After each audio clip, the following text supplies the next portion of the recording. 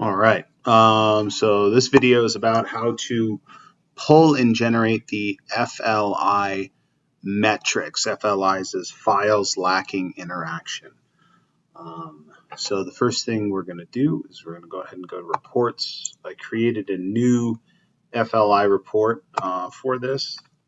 And so we're going to go FLI, we're going to go contains, and then we're going to choose this one, FLI report for coordinators. Now the filters on this report are set up so that way the coordinators can go in and pull their own FLI report whenever they want. For our purposes, we're going to go ahead and eliminate a majority of the filters. We're just going to keep the job status filters right here, but everything else we're going to go ahead and eliminate. So once we just have those job status filters, we'll hit apply and then push to Excel.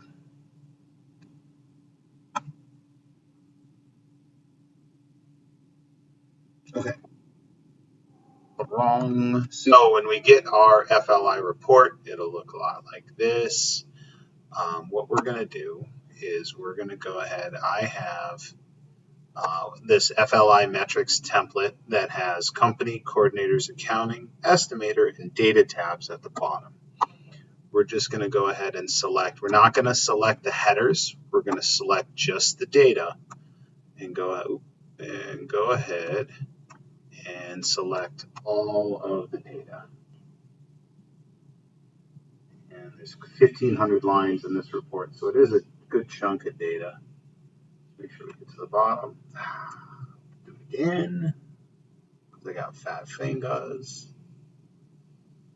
Okay, and like I said, just don't grab that header. Copy. And then we're going to come over here into our metrics tab and we're going to paste. Now, before we refresh our pivot tables, we want to make sure that our FLI date and our AR date are set correctly.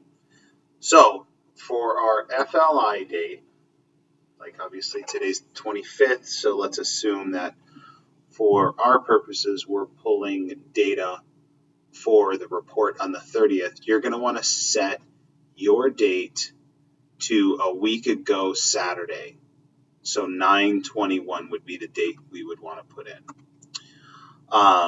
And then assuming that we're pulling this report again for 9/30, the AR date is 45 days before the date that you needed to pull it. So what I usually do to figure that out is I'll go Google and I'll just ask the question. So I'll go 45 days ago from 9/30/19, and then it'll just tell me it's August 16th. So I'll go ahead and put August 16th in. Once both of those dates are in, what we're going to do is we're going to select these two, and we're just going to fill them all the way to the bottom. So then that way, these are the majority of this is what populates our data in our pivot tables. So that's a super important piece.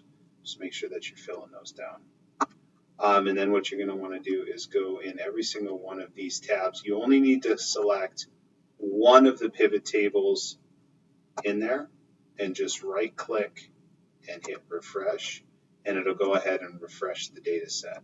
I don't think you need to do it for all of the sheets, but I always do just because I like to make sure my data is accurate. And then when we're done, we're going to go File, Save As, and we're going to call this whatever date it is. So 19/09/30 FLI 30 FLI metrics. Save, and then we'll go ahead and send this out with our normal email distribution. Any questions? Hit me up.